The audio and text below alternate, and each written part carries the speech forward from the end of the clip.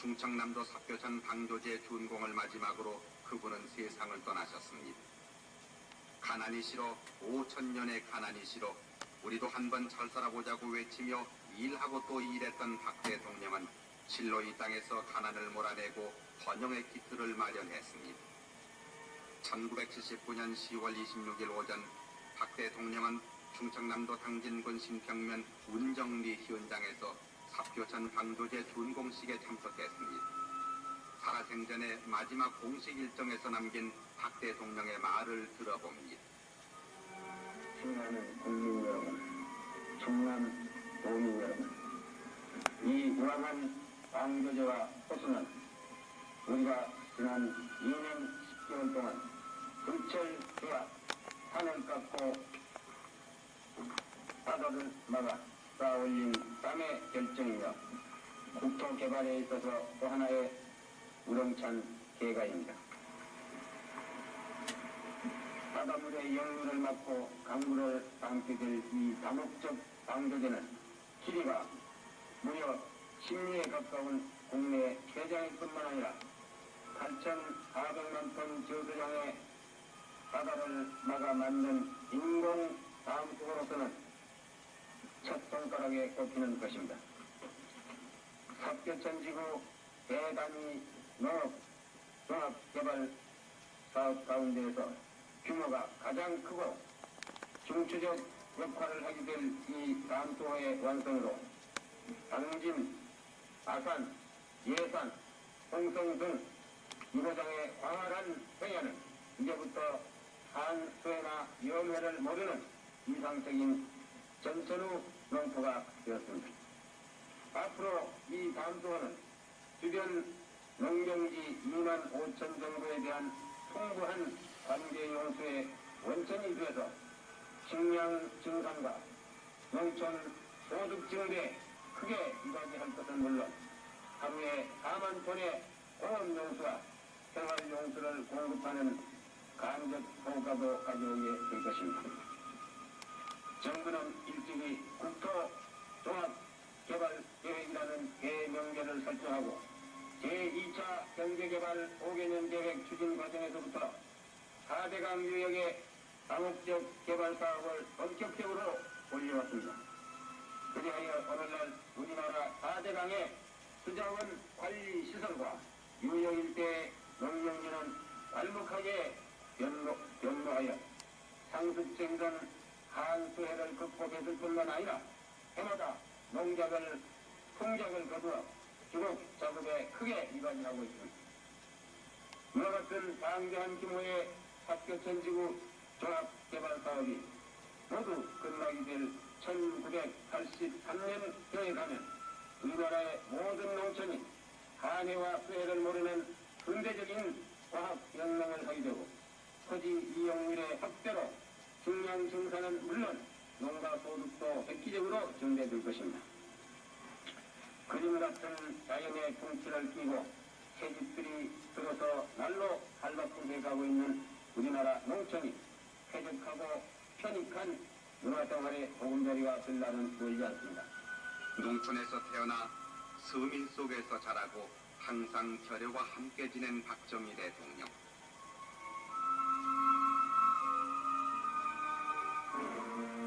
박 대통령은 1979년 10월 26일 오후 7시 50분께 향년 62세로 서거했습니다.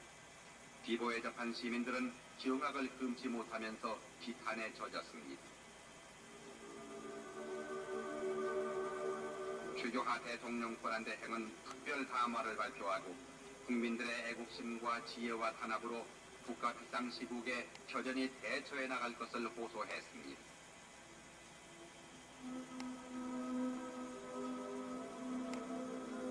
노재현 국방부 장관과 합참의장 육해공군 참모총장은 공동 결의문을 발표하고 국군 전 장정은 최규하 대통령 권한대행을 중심으로 일치 단결해서 북한군의 어떤 도발도 즉각 응수할 수 있는 만반의 태세를 갖추고 국가 보위의 대임을 완수할 것을 다짐했습니다.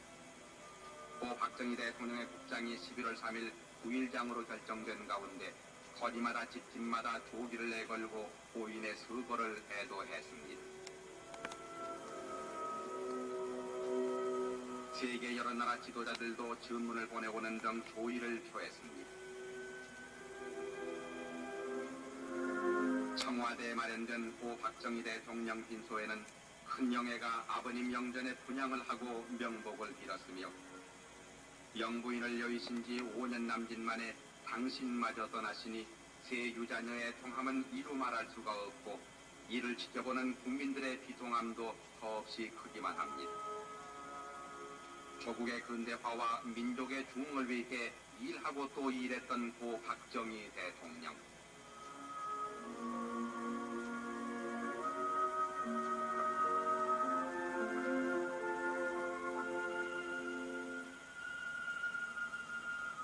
결의 가슴에 슬픔은 가득하지만 이 난국을 극복하자는 국민의 냉철한 의지는 평온과 질서가 어느 때보다도 잘 유지되고 있습니다.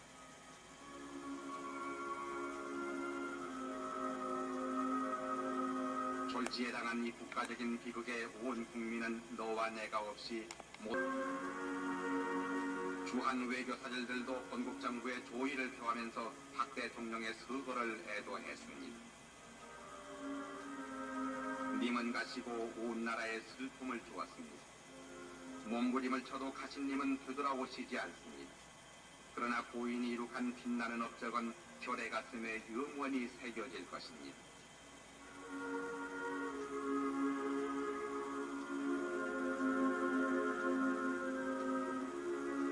중앙청 광장과 청와대 입구 그리고 전국 각 시군 읍면에 마련된 분향소에는 수많은 조객들이 찾아와서 가신님의 명복을 빌었습니다.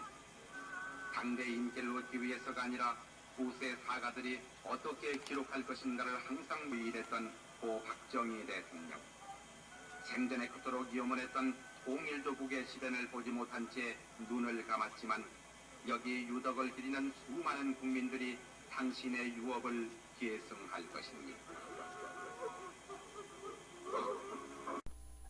5.18 논쟁, 해방 후 좌우익이 분열이 6.25 사변으로 인해 좌익들은 낙동강 전선에서 인군들이 패하자 대부분 그들 따라서 월북하고 나머지 국민들은 반공으로 똘똘 뭉쳐 그동안 탈없이 경제발전으로 지금의 우리 국력을 키워온 것만 해도 기적이라면 기적이라고 할 수 있을 정도의 이 나라의 눈부신 발전이었다. 그런데 유사히 5.18 논쟁이 재점화되면서 똘똘 뭉쳤던 국민들의 마음이 둘로 갈라져서 온 나라가 시끄러워져 가고 있다. 왜 5.18 소리만 나오면 마음에도 없는 말로 서로 상처되는 말이 난무할까? 필자는 건강을 위해 자주 등산을 하는 편인데 등산길에서 자주 만났던 인상 깊은 등산객과 쉬는 시간 현 시국에 대한 대화 중 이슈가 되고 있는 5.18 문제 화제의 도마 위에 올랐다. 그 등산객이 먼저 누구나 듣기를 거북하게 하는 5.18 얘기를 꺼낸다. 그는 요사이 국회에서 잊어버릴만 하면 또 5.18 진상조사위원회라는 것을 만들어서 정치권에서 들먹이는 것이 역겹다는 것이다. 실제 5.18 당시 사람들은 정작 입을 다물고 있는데 심심하면 5.18 카드를 꺼내는 정치권 심보가 무엇일까? 매년 수박 겉핥기식 정치권에서 아전인수격으로 이 문제를 제기해 자기 주장들만 펴면서 이 문제만 나오면 국민들의 마음에 상처를 준다는 것이다. 5.18 소리만 나오면 서로가 서로를 가해자라며 피해자라면서 양강 구도로서 다람쥐 치바퀴 굴리듯 서로의 입장만을 팽팽히 주장만 하고 있는 것이야말로 개탄할 일이 아니냐고 했다. 국민들은 이 말만 나오면 둘로 갈려 쌍방의 피해를 보고 있는데도 정치권들은 이 논쟁을 교묘하게 국민들을 이용해 먹고 국민들 간의 화합은 뒷접편이라는 것이다. 소위 5.18 민주화 운동 또는 광주 사태라고 불리어 용어 자체가 서로를 피해자라고 불리우는 이 상황을 정치꾼들은 전혀 이용만 해보려고만 하지 국민을 탄압시키려 하지 않는다는 것이다. 다음은 그분의 주장을 듣는 대로 필자가 서술형 글로 옮겨본 것이다. 1979년 10월 26일 고 박정희 대통령은 충남 탕진과 경기도 평택을 잇는 방조제 공사 준공식을 마치고 그 광대한 바다를 육지와 육지로 맺어지는 방조제를 만족시키면서 바라보면서 헬기장에 도착한다. 박정희 대통령으로서는 그날같이 기분 좋은 날이 없었다. 헬리콥터를 타고 청와대 근방에 내린 대통령 일행은 궁정동 안가에서 뒤풀이 연회가 벌어진다. 대통령 옆에는 여자 가수들이 앉아 노래를 불렀고 반대쪽에서는 문재인 대통령의 신복들인 중앙정보부장 김재규와 비서실장 김계온과 경호실장 차지철이 나란히 앉아서 피로를 풀고 있었다. 그런데 문제는 대통령 앞 연회장인 장소에서 중앙정보부장 김재규와 경호실장 차지철이 서로 간의 정치적 욕심으로 인한 오랜 갈등이 언쟁으로 폭발. 김재규가 참지 못하고 대통령 앞에서 못할 짓을 저지른다. 김재규가 차지철을 권총으로 살해하자 김재규는 대통령의 얼굴을 보는 순간 촛불을 대통령을 향하여 발사한다. 대통령이 사망하자 김재규는 당황한 나머지 비서실장 김계훈과 같이 피 묻은 옷을 입은 채 밖에서 기다리고 있던 육군 참모총장 찾아서 긴급 사태가 생겼다면서 중앙정보부로 가자고 한다. 김재규는 차 안에서 계엄령을 선포해야 한다고 주장한다. 영문도 모르는 정승화는 동승한 김재규의 피 묻은 와이셔츠를 보고 정승화가 이상한 생각이 들어서 계엄령을 선포하려면 정보부로 갈 것이 아니라 육군본부로 가자고 하여 차를 6번으로 향한다. 육군본부 벙커에 도착한 김재규는 강요들을 모이게 하고 대통령이 유고 중이니 비상계엄을 선포해야 된다고 일방적으로 역설한다. 영문도 모르는 강요들은 그제서야 비상계엄을 주장하는 김재규가 수상한 짓을 했다는 것을 알게 되고, 대통령시의 사건이 알려지자 대통령 유고 시에는 국무총리가 권한 대행을 하게 되었기 때문에 당시 국무총리였던 최규하가 대통령 직무 대행을 거쳐서 1979년 10월 6일 대통령 보궐선거로 당선된다. 문제는 이때 정치권이었다. 대통령 권한 대행을 거쳐 옹격별의 대통령으로 당선된 최규하는 정치에는 관심이 없는 순수한 관료 출신 대통령으로서 대통령 시에로 생긴 민생이 더 큰 과제였기 때문에 폭등하는 유가를 막기 위해서 사우디아라비아, 쿠웨이트를 방문한다. 이 사이 박 대통령 시혜자인 김재규 수사를 맡은 전두환 보안사령관은 김재규를 군법회의에 회부시킨다. 그런데 문제는 이때부터였다. 당시 정치권을 주름잡던 공화당 김종필과 신민당 김영삼, 김대중, 이른바 삼김씨들은 비상계엄하에서 정치활동이 금지되어 꼼짝할 수 없는 지경이었던 것이다. 이들은 최규하가 비상계엄을 어서 풀고 내신 대통령직을 내놓을 것으로 믿고 있었다. 왜 그랬을까? 그들이 바라보는 최규하는 본래부터 정치에는 관심이 없는 관료 출신으로 대통령직 과도기로 보고 있었던 것이다. 이때 세간에서는 여당 유력자인 김정필이 자기 정식 대통령으로 당선될 것으로 알고 있었기 때문에 여당인 공화당은 은근히 기대하고 있었지만, 그렇다고 이런 기회를 그냥 넘길 야당인 김영삼이나 김대중도 아니었으므로 정치판은 극도로 눈에 보이지 않게 흥분하고 있었던 것이다. 이 세 사람은 중국 고사에서 나오는 5월 동주처럼 대한민국 호라는 한 패를 타고 무주공산이나 다름없는 과도적 최규하 대통령 자리를 놓고 암암리의 김영삼, 김대중, 김종필 세 사람은 각각 자기들만의 지지자들로 똘똘 뭉친 세력을 갖고 있던 정치인들로서 차기 대권을 누리고 있던 사실을 숨길 수 없는 사실이었던 것이다. 당시 상황을 보면 김정필은 공화당 세력과 지역적으로는 그의 지역구인 충청도 민심을 등에 업고 있었고, 신민당 김영삼은 신민당과 그의 출신 지역인 경상도 민심을, 김대중은 전라도 민심을 이용 대권을 누리고 있었다는 사실은 누가 말하지 않아도 만천하가 다 알고 있는 사실이었다. 그런데 이 세 사람 이의 대권을 누리고 있던 또 한 사람이 있었으니 김재규의 수사를 맡고 있던 보안사령관 전두환이었던 것이다. 전두환은 역시 군부의 실세로서 등장했기 때문이었다.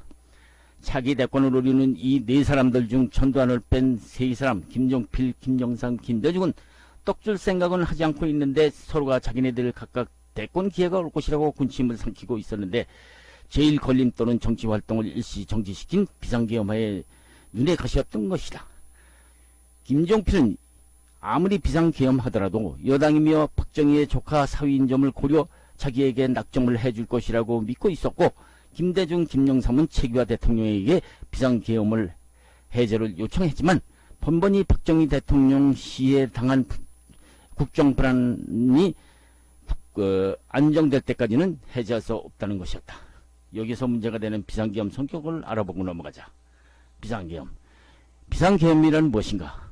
헌법 77조 1항, 계엄법 2조 2항에 이거 대통령이 전시 사변 또는 이에 준하는 국가가 비상사태에 적과 교전 상태에 있거나 사회질서가 극도로 교란되어 행정 및 사법 기능의 수행이 현저히 곤란한 경우에 군사상 필요에 의거나 공공의 안녕 질서를 유지하기 위해서 선포하는 계엄을 말한다고 하고 있다. 비상계엄이 선포되면 계엄사령관은 계엄 선포 지역 내의 모든 행정사무와 사법사무를 권장하며 이 비상계엄 지역 안에서 일어나는 범죄는 계엄법 10조에 의거 군사법원에서 재판하게 돼 있다. 그런데 문제가 되는 1980년 5월 17일 비상계엄 포고문을 살펴보자. 계엄포고 제10호 1980년 5월 17일 포고문 1. 1979년 5월 27일 선포한 비상계엄법 8조 규정에 의거 1980년 5월 17일 24시를 기해서 그 시행지역을 대한민국 전 지역으로 변경함에 따라서 현재 발효 중인 포고를 다음과 같이 변경한다. 2. 국가안전보장과 종교의 안정질서를 유지하기 위해서 가. 모든 정치활동을 중지하며 정치 목적의 옥내의 집회 및 시위를 일체 금한다. 정치 목적이 아닌 옥내의 집회는 신고를 해야 한다. 단 관혼 상제와 의례적인 비정치적 순수 종교 행사 시에는 예로 하되 정치적 발언을 일체 불한다. 나. 언론 출판 보도 및 방송은 사전 검열을 받아야 한다. 다. 각 대학, 전문대학을 포함한다. 당분간 휴교 조치한다. 라. 정당한 이유 없는 이 직장 이탈이나 퇴원 및 파업을 일체 금한다. 마. 유언비어의 날조 및 유포를 금한다. 유언비어가 아닐지라도 현직 국가원수를 비방하는 행위나 북한 계례 집단 같은 주장 및 용어를 사용하거나 공공집회의 목적 이외의 선동적 발언 및 질서를 문란시키는 행위는 일체 불허한다. 바. 국내 일상생활과 정상적 경제활동의 자유는 최대한 보장한다. 4. 외국인 출입과 국내 여행 등 활동의 자유는 최대한 보장한다. 본. 보고를 위반한 자는 영장 없이 체포 구금 수색하며 엄중 처단한다. 계엄포고 제10호 1980년 5월 17일 시행 1980년 5월 17일 계엄사령관 육군대장 이희성. 당시 유신 헌법에 의해 당선되기는 했지만 외무장관과 국무총리를 지냈던 최규하 대통령이 어려워진 국가의 기름값을 해결하기 위해서 애국을 나간 사이에 국내에서는 비상계엄을 해제하려는 김종필, 김종삼, 김대중 세 사람의 목소리가 커지고 있었고 전두환은 김재규 재판에 따른 수사에 못하고 있었던 것이다. 문제는 정치인 세 사람과 실제로 등장한 군부의 보안사령관 전두환이었다. 당시 세 사람 중 전두환만은 비상계엄 해제는 시기상조라고 주장하고 있었던 것이다. 그러나 삼 김씨들은 무조건 하고 비상계엄을 해제해달라는 것이었다. 그러나 대통령 최규하는 묵묵부답이었다. 사태가 심각했기 때문이었다. 이때였다. 비상계엄 해제가 무색하게 국내에서 비상간 그나마 보도 통제를 받고 있던 신문에 삭제가 된 기사가 보이고 방송이 제한되는 사태가 벌어진다. 전라도 광주에서 무슨 일이 벌어지고 있다는 규정말들이 흘러나오고 있었다. 비상계엄하에 언론이 통제되어 국민들의 궁금증이 해소되고 있지는 않는 사이 계엄사령부에서는 이른바 광주 사태를 발표하기 시작한다. 훗날 광주 민주화 운동이라고 불리워진 이 상황이 벌어진 것이다. 일방적으로 발표한 계엄사령부의 입장은 이랬다.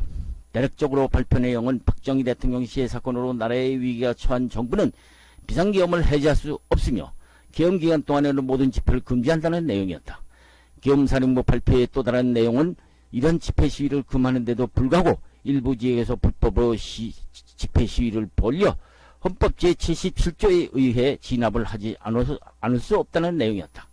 이런 발표가 있었던 그 시각에 일부 지역이라고 부르던 그곳은 훗날 광주 지역이라는 것이 알려졌지만 훗날 알려진 바로는 계엄군과 휴대 간에 엄청난 유혈이 일어났고 경찰서와 예비군 무기고가 깨지는 등 이른바 광주사태 또는 민주화운동이라고 불리우는 유혈사태가 벌어지고 있었던 것이다.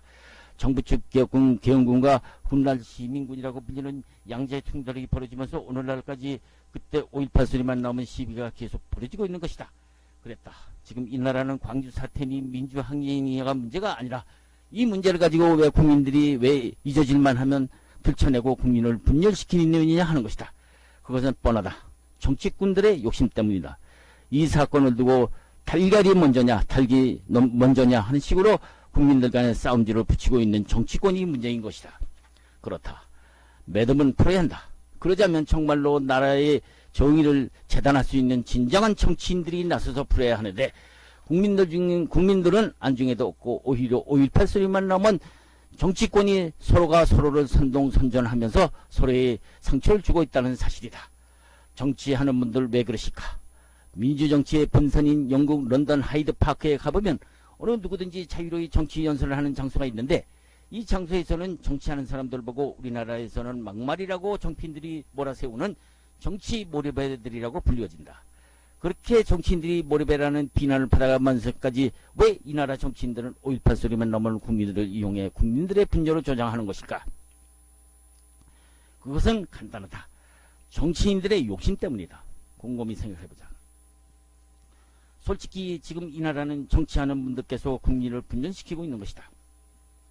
5.18이라는 문제로 국민들끼리 서로가 서로를 치고받고 싸우는 동안 말리기는커녕 오히려 싸움을 서로 부추기고 있는 것이다. 과연 이것이 오늘날 정치 지도자들의 할 짓인가?